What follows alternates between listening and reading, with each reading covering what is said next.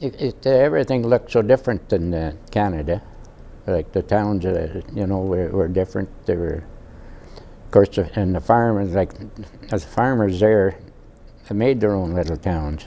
Like I guess they had fairly big families, but when all their property, they fenced all their property. That's what made it a lot harder too to fight in there, because they had cement fences all around their properties, and they had to build a big house, of course, like in that thing. And then when the daughter or son got married, they built houses, and they had their own little town in behind these cement fences. And the cement fences were about 4 feet high, like 3 to 4 feet, something like that.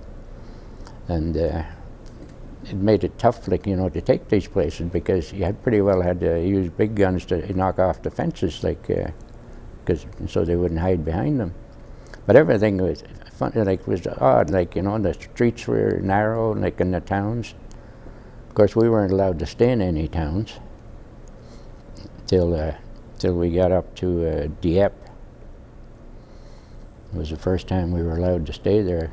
They said if we behaved ourselves, they'd let us stay in other towns, after that. But before that, if you took a town, you took it, and then they'd pull you out, and the British troops went in there and held it.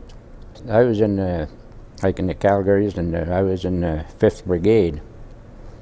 And 5th Brigade was the Calgarys, the Black Watch, and the Maisonneuves. And they had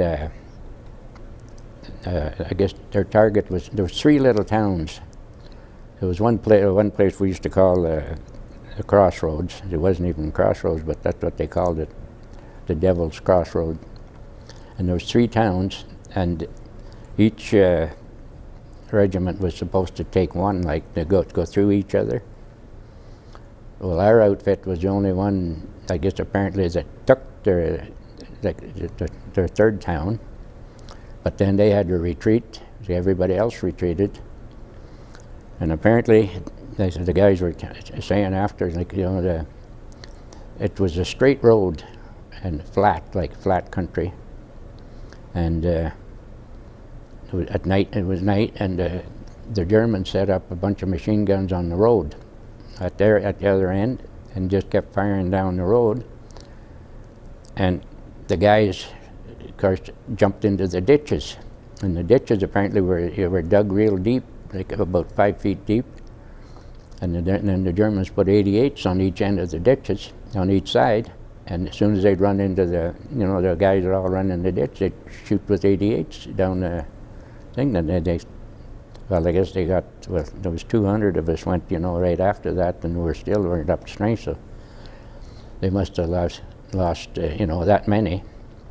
Because I know, like, I was there afterwards, and as far as you could see on the right-hand side was Canadian bodies, and they couldn't. When I was there, it was about 2 weeks later. Like, and they were still. They couldn't get to them to bury them because they kept shelling them. Like, and as far as you could see on the left-hand side was German bodies. So there must have been a couple of thousand altogether. Like, it